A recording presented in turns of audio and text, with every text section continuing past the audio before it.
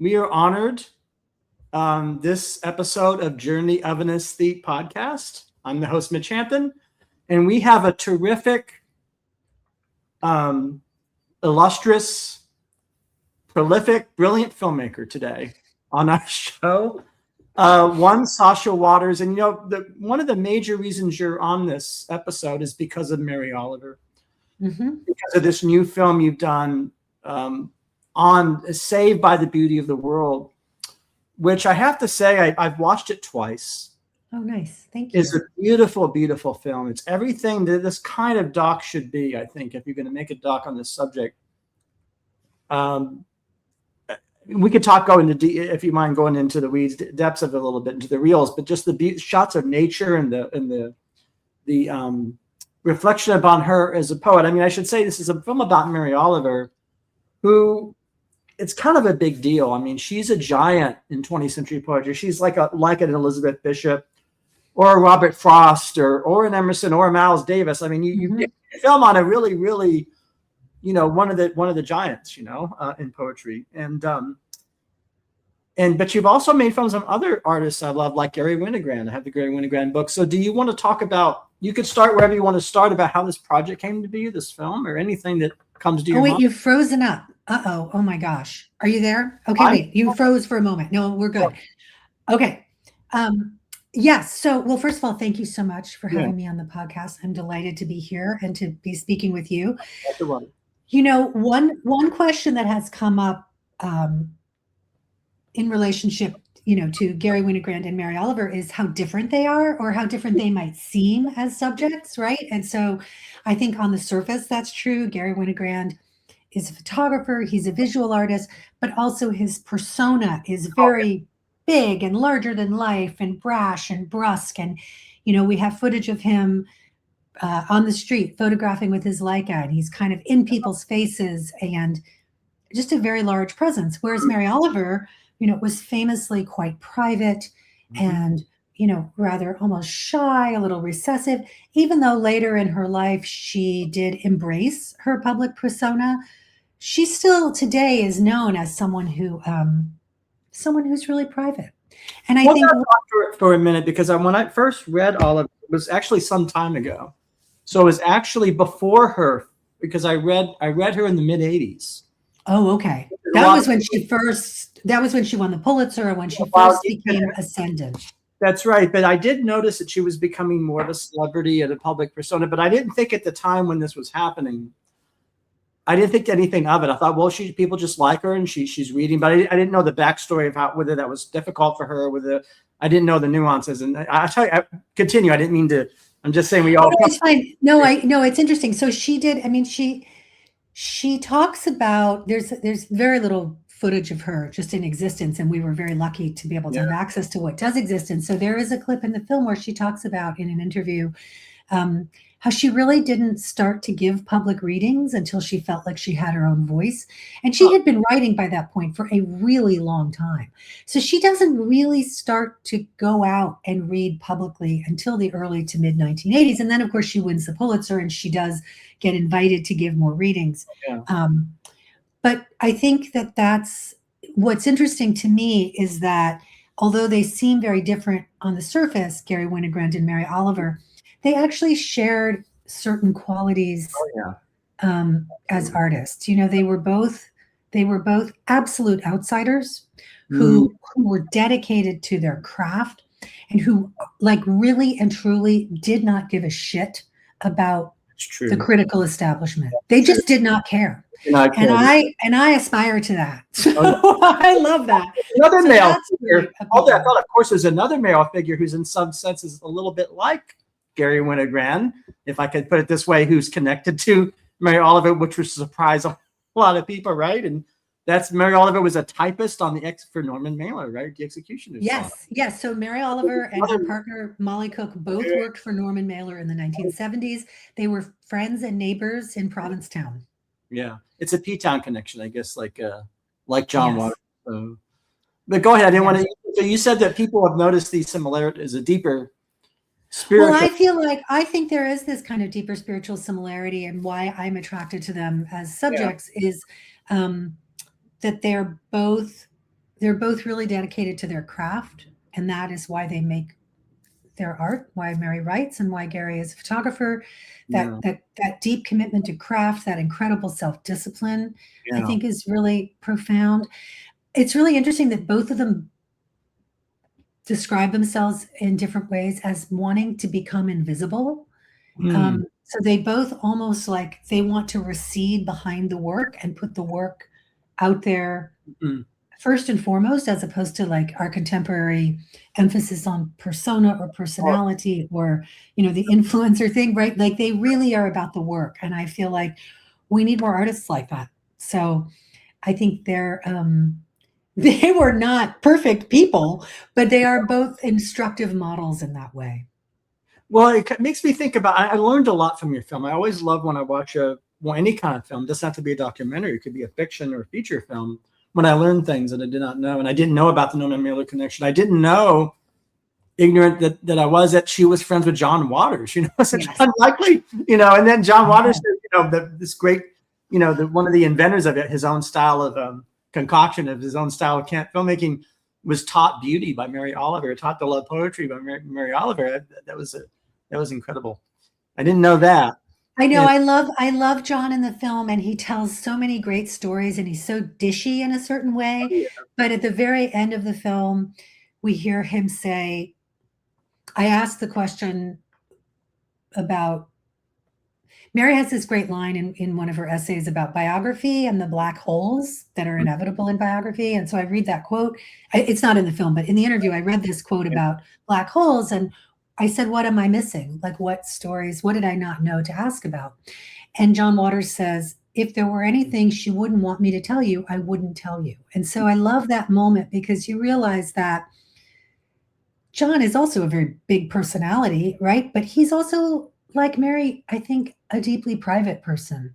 And yeah, so he's telling us, like, I respect her privacy. And even though I've dished on her in all these ways, I'm not saying anything I wouldn't have said if she were sitting right in the room with us.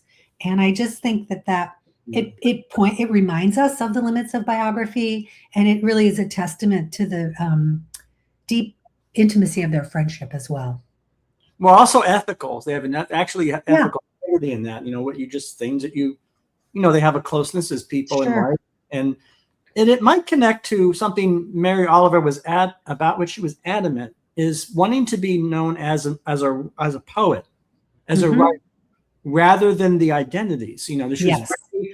she is feminist. She's, we'll say it here. She's a lesbian, queer, gay artist, uh, Hmm. without any reservations or qualifications, and some of us love her for that.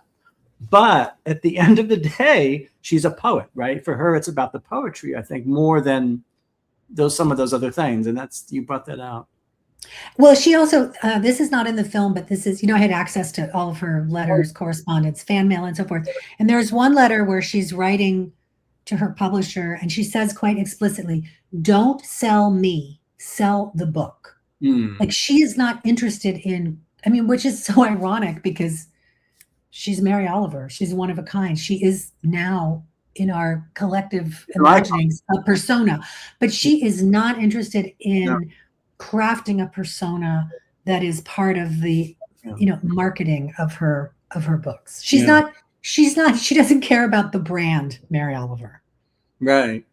And that's probably connected to don't call me a nature poet. What is that even? Right. Of course, for Mary Oliver, I have a sense from her work that her sense of nature would prevent such labels, because I think for her, nature is so fundamental. Sure. So fundamental that it doesn't fit into the category nature. It's sort of is a little bit like, saying I'm a nature poet is like saying, it's a little bit, obvious for her, I think, or it's sort of goes without saying. Right. Frank Gaspar says in the poem, Yeah. like, what is a nature poet? And it asks you to reflect on, like, what quite, we think we know what that means, but what does it really mean? She certainly is inspired by and writes a great deal about the natural world, but she writes about other things too. She writes a little bit about history. She writes, not often, but she writes a little bit about herself, not often. But she has so much work. You can really find a lot in there. Yeah, of course, we could think about nature as not just being leaves and frog, like leaves or frogs or bears. The dark bear and death and mortality. The line about about what is the line about black bear, north and mortality? There's a. She writes about bears a lot, which I think is very funny because there are no bears on Cape Cod. No. Right. I mean, she writes about foxes and birds and, but she's like those other animals she's writing about. They're in her life. She's seeing them every day, but she uses the figure of the bear quite a bit without there actually being any bears in her immediate vicinity. Well, it's Massachusetts, right? It's a different, right. I lived there for close to 40 years, so I miss it terribly. Where are you now? I'm in North Carolina now, of all places. Oh, I don't think I realized that. What part of North Carolina are you in? Outside of Asheville.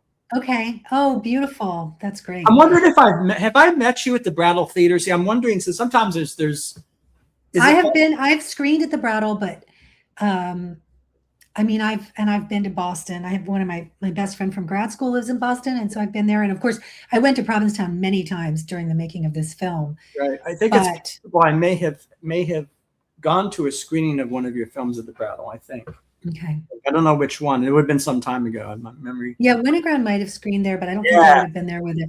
I don't think we have any, I'm glad you're in North Carolina and saying all these lovely things about the film, because I'm looking right now, I don't think we have a single booking yet in North Carolina for this movie, which is shocking that it hasn't been booked in Asheville or Raleigh-Durham. Well, don't blame me. I'm not a film. It's just so odd to me that it's just, it's the summer. And so I think this summer booking is complicated. So my distributor is doing an amazing job. This is not a grievance against them. Like, they are incredible. I love them. Yeah. But I want to ask you a question about some of the imagery in the film. The way that you thread in this film, the shots of nature, of which there are so many. There's a lot. The woods and the younger poets reading Oliver or talking about Oliver, and then the celebrities, Stephen Colbert, Oprah Winfrey, John Waters, Steve Buscemi, Helena Bonham Carter, a lot of folks. There's just such a perfect balance of these elements, and of course that's your process as a filmmaker. But when does it come to you that the balance is right of the editing? Just so beautifully done. I'm thinking, well, Mary Oliver were here. I wish Mary Oliver were here to see that film, watch your film, because it seems to really do real honor what she was about, her poetry. Oh, that's good. It's just great, and I don't often see films that do that, and so maybe it's just how you approach shooting nature. That's really good to hear. I will tell you that near the end of the film, we use a clip from an interview where an interviewer asks Mary Oliver, "How do you know when a poem is done?" And I've had people ask me at Q&As following screenings, "How do you know when a film is done?" And in the case of this film, I would say, when you run out of time and money. And so in some ways, it's very gratifying to hear that you feel like it's cohesive and of a piece, because I would have loved to keep fine-tuning it. It was so challenging. There was so much, with a film like Garry Winogrand, the challenge is there's so much to look at, because he was prolific. He was a prolific visual artist, and there's 300 photographs in that film. With Mary Oliver, she's a prolific writer, but from the very beginning, it's like, well, what are we looking at? Because there's hardly any footage of her. That's true. We're going to use this, we're going to go film in Provincetown and film nature, and we'll use these archives, but kind of figuring out how to visualize the poems without being too literal and too let's just illustrate the words. We don't want to do that, be too on the nose. So in some ways, thinking about showing the place when it's Provincetown, making Provincetown a character. Yes, yeah. That's not abstract, that's quite literal. But then in other places, trying to use images as metaphors.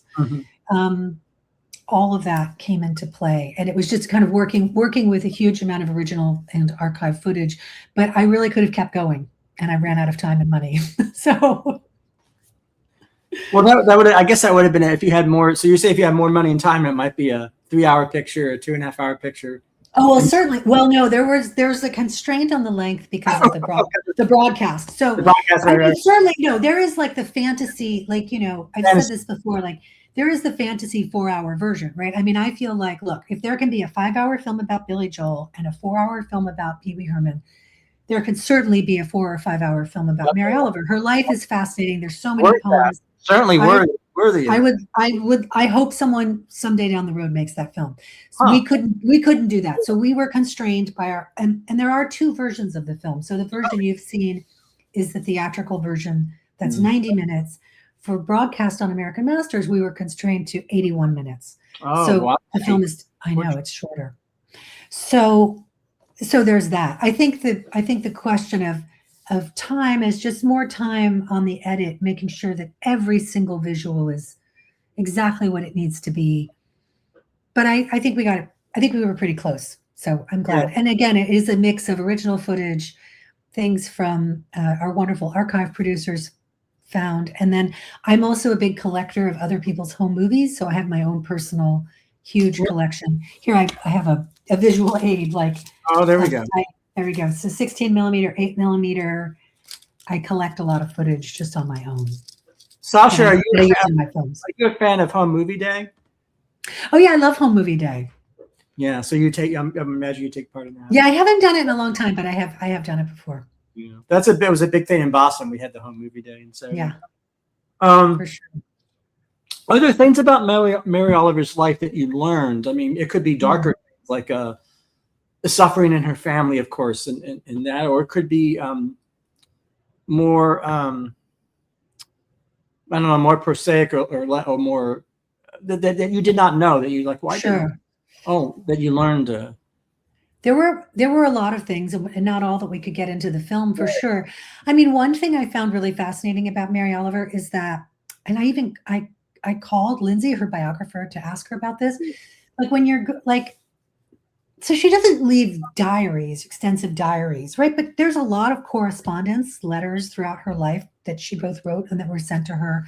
There are her notebooks where she's writing fragments and writing observations and so forth. One thing that was really interesting to me was that she really seemed to be totally immune to, like, and even though she was ignored and neglected for stretches of her career, she's totally immune to or seemingly unaffected by professional envy or any kind of like petty rivalries, right? And like, I went to art school, so I practically majored in petty rivalry and professional envy, right? Like, I'm interested in that. Like, she's so confident and so committed to her own idea of what she's doing.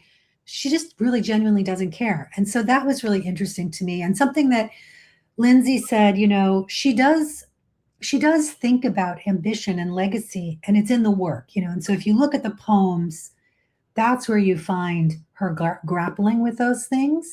Not so much envy or rivalry, but ambition, legacy, what the work will mean down the road. And that's in the poetry.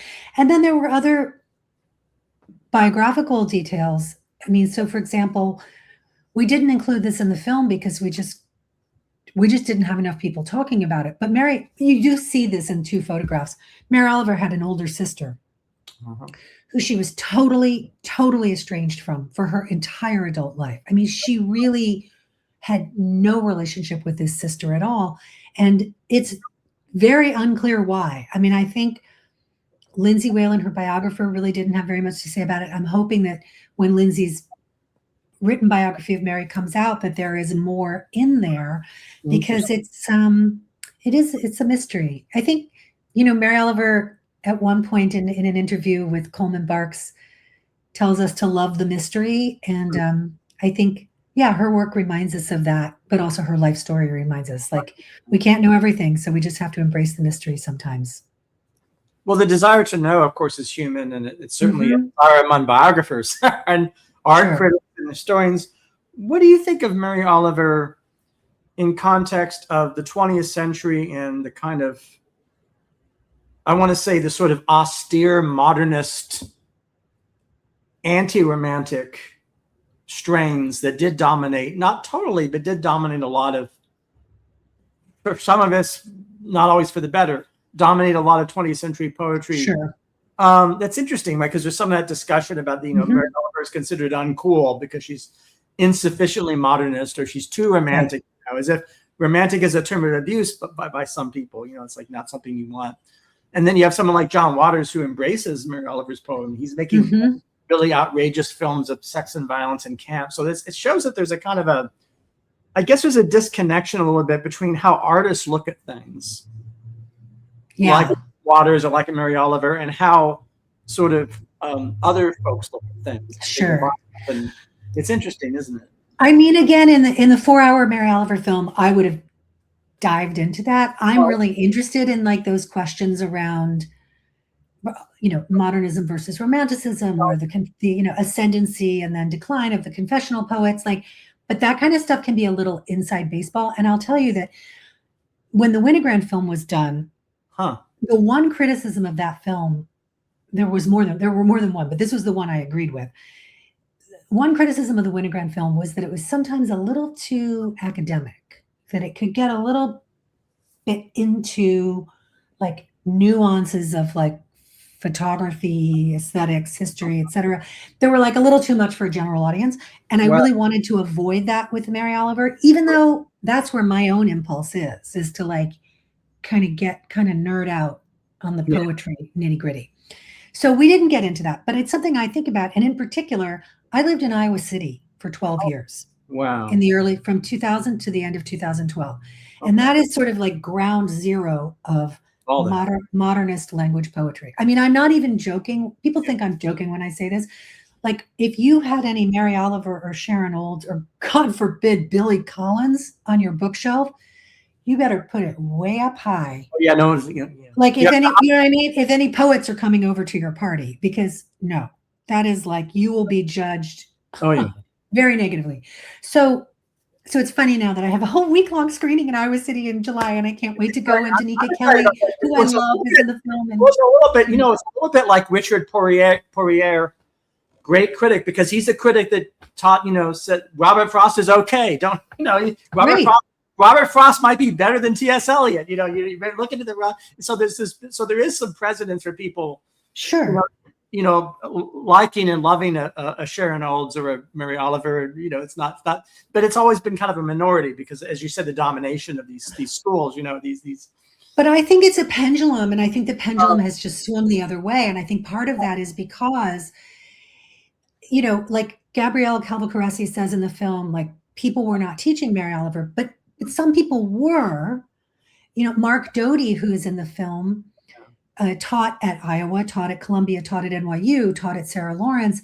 He always taught Mary Oliver. And so there's this strain of romantics. It's totally tied up with like the queer poetry community as well, right? So Gabrielle was a student of Mark Doty's. And then there's also poets who are coming through the Fine Arts Work Center in Provincetown who are exposed to Mary's work, poets like Major Jackson, or Ada Limon, both of whom are in the film, and so they're a younger generation than, a Jory Graham, for example, right, who was at Iowa and then Harvard, and they're of the generation now who embraces Mary Oliver. And so I think that, again, it's just it's a pendulum, so it swings back and forth, and now we're in a moment of people, not everyone, embracing Mary Oliver. I want us to be in a Mary Oliver moment. And I want people to see your film. And so I want, that's kind of what's good about it. I think that, the world needs stylistic diversity. We need Mary Oliver. I do too. I think we really need Mary Oliver. We really need Mary Oliver now. So there's that too. Yes. Right? I mean, people, if when people say to me, this film made me want to go read some Mary Oliver, or this film made me want to go walk in the woods, I'm like, that's done. Then it's done its job, because that is really the main takeaway, is like going to the work and finding your own relationship to the poetry or the essays, which are also amazing. Yeah. Going into the woods and, like David Keplinger says near the end of the film, like Mary like went into the woods with her question, or a couple people say like Mary went into the woods with her questions. And I think we all could benefit from doing that, going into the woods with our questions, as opposed to going to ChatGPT or, I don't know where, or, TikTok with our questions, like just sitting with ourselves and the clouds and the birds has never been more important. Well, I like one of the I recently did a book lunch where I discussed the English women philosophers, Mary Midgley and Iris Murdoch, and I talked about them. And one of their teachers said, "Yeah, they're great." One of their teachers said, don't let your mysteries become problems. Try to turn a problem into a mystery. Problems, so, but mystery is what you want. It's kind of I love that. Yes, Mary Oliver embraced mystery and just had this abiding curiosity until the end of her life, really. That is such a model. Do you want to talk a little bit about, you mentioned different generations and younger people embrace Mary Oliver? Have you anybody you met that maybe was on the fence about it, if that's even possible, that became a Mary Oliver lover, or that direction? Anybody sort of became a convert, or anybody had that kind of story with her that you know? Well, it's funny because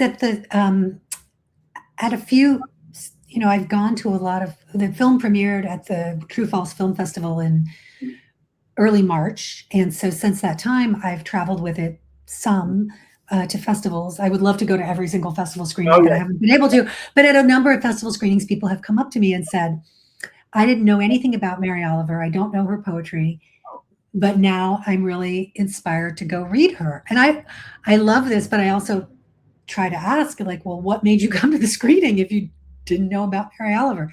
And usually the answer is, oh, I'm with a friend or my mom or, someone who is a fan of hers, dragged me to see it. And so I think to the extent that the film can bring people in through this really fascinating life story to the work, then that feels like a real success. I think, Mary Oliver, I don't know if this started during the pandemic. It's certainly when I started noticing it.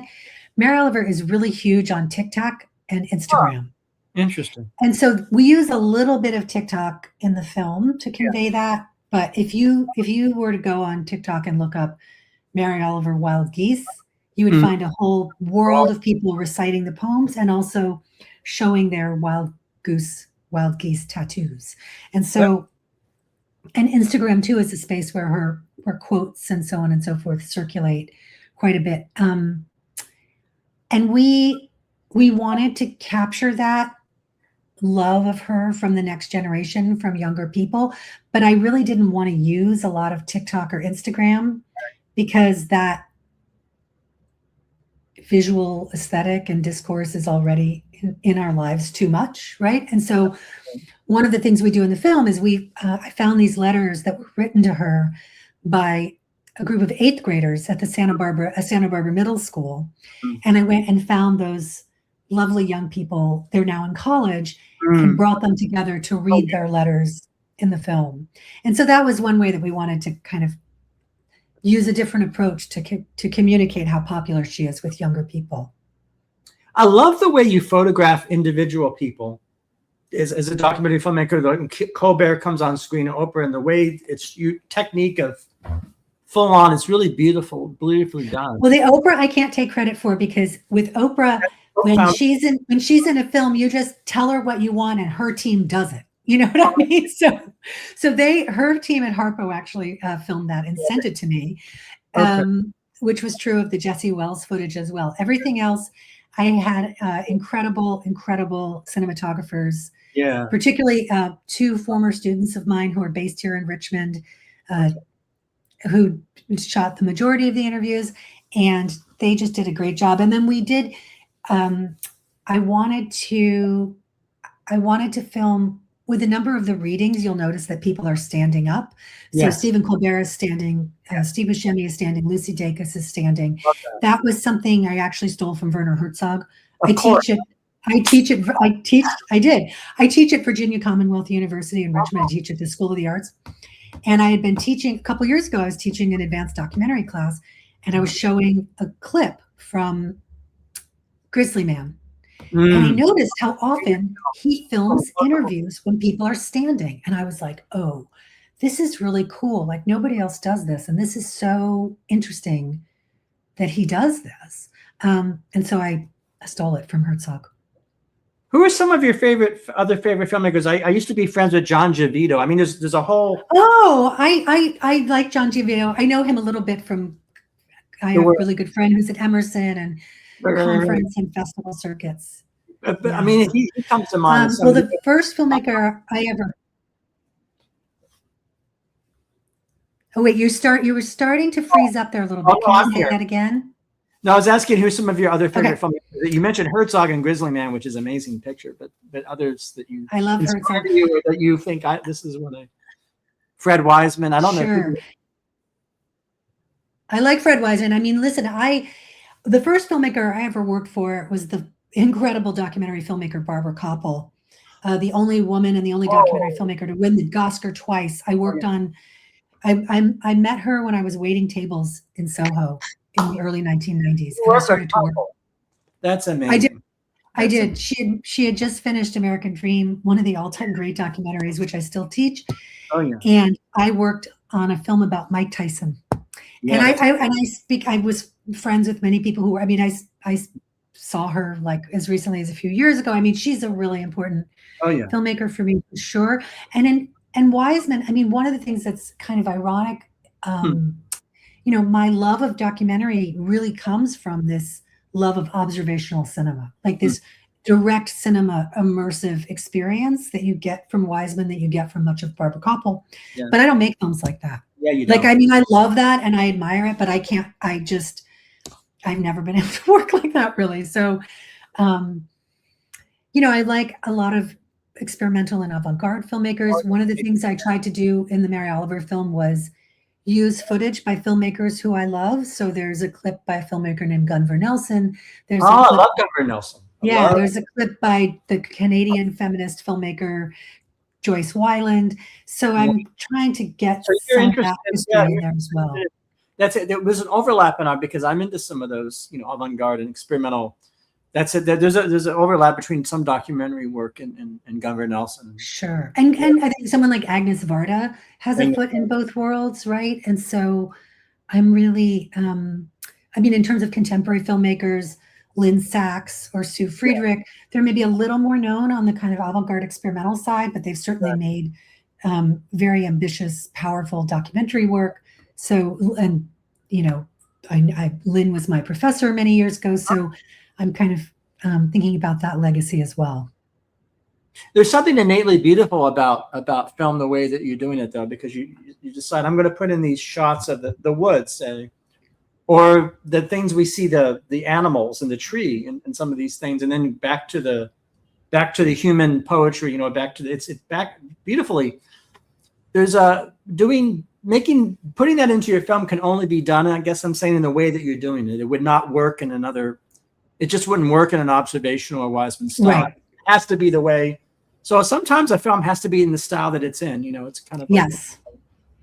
It's an important. No, and I'm really drawn to archives and working with archives and archival work and editing. I mean, I first and foremost consider myself an editor. Although on this film, I would have been sunk without my co-editor. I mean, she was just a genius. Really a storytelling genius. And so it was critical that I had a real collaborator on this film. I'm losing my voice. Sorry. You can start to hear me. Great here. No problem. Okay. We're all you know, somebody who's a layperson doesn't really know much about film, and they hear you use a word like editor. Oh, yeah. How would you answer, you know, somebody said, well, what does an editor do, or how important is editing? I mean, I'm sure there's a lot you could say. It's probably too big subject, but what are your thoughts on such a big part of filmmaking? That's such a great question, because it's so crucial with documentary. I mean, if you think about editing is really where the writing of the film happens. I mean, even with a documentary that's a biography, like this one, where we were funded by the National Endowment for the Humanities. We were working with American Masters. It's a co-production with American Masters. So there's a lot of writing that happens in advance, like huge amounts of research and writing and mapping out the story, right, of Mary's life. Yeah. But ultimately, it's not until you have the interviews and have the footage and have all the archives of every Q&A conversation that Mary ever had, that when you're in the edit room is when you have that stuff, that you actually write the film. Because all the things you were imagining when you did the research, some of those things make it in and some of them become completely unimportant because surprises come up, right? I didn't know that story that John Waters tells about Mary joining the church. All pursuing. Because she has this romantic interest in the Pastor. minister, right? I mean, you just have no idea, or just all kinds of things that people would read a poem that I had forgotten about, or maybe even never. I mean, I tried to read every poem, but people would read poems and I'd think, have I ever heard that before? I mean, I must have, but there's so much. And so I think you get into the edit room and you have so much material, and it's that process of selecting things, giving certain things emphasis, figuring out. I mean, a biography, in this case, and in the case of the Gary Winogrand film, the stories are told chronologically. So that provides a kind of structure, overarching structure. Yeah. But thinking about, in the Mary Oliver film, this relationship to the critics, it doesn't just come in once and then leave. The first time this idea of a critical voice comes in is when we're actually talking about Millet, and you see the kind of criticism that Millet experienced. And then Mary's relationship to the critics is a theme that returns again and again. It's subtle, but it has to come back. And the same thing, her relationship with Molly, it's like it's a B story, but it's important that we don't forget about it. Well, Molly, is there anything you want to say about Molly as a photographer, or Molly is such a great photographer. I would love for I would love if the Provincetown Art Museum would stage a show of that work, would have someone print those beautiful black and white medium format negatives as huge, gorgeous silver prints. I mean, her work it's just lovely. And it's of a particular moment and place that I think is so unique. And she's an artist in her own right. So biography is important in case of Molly, photographer, and Mary Oliver. Molly and Mary, that's certainly, biography is a big part of it. Is there anything else you want to say about your film, or as you take your film into the world that comes into your eyes, you want people to remember or want people to think about? It could be about documentary film, it could be about poetry, it could be about Mary Oliver, or anything, just anything that. I mean, I guess I would say, like, if you, please read Mary Oliver, because she has something. Oh, I'm losing my earbuds. Mary Oliver has something for everyone because she wrote so much. So I think if you read some Mary Oliver and it doesn't speak to you, pick up a different book and try again, because I think she really is an important voice and has so much to offer, especially now in this moment of climate crisis and just general insanity, hopelessness and insanity. Yeah, I think she's always hopeful. No, I shouldn't say that. She's not always hopeful, but you can always find a reason for hope in her work. Yes. Well, there is a universality to her. Yes. Sure.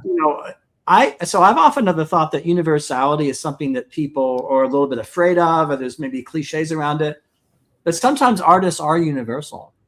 Well, I think in the case of Mary Oliver, she is, but I think it's also like you get to the universal. The road to the universal is through the specific.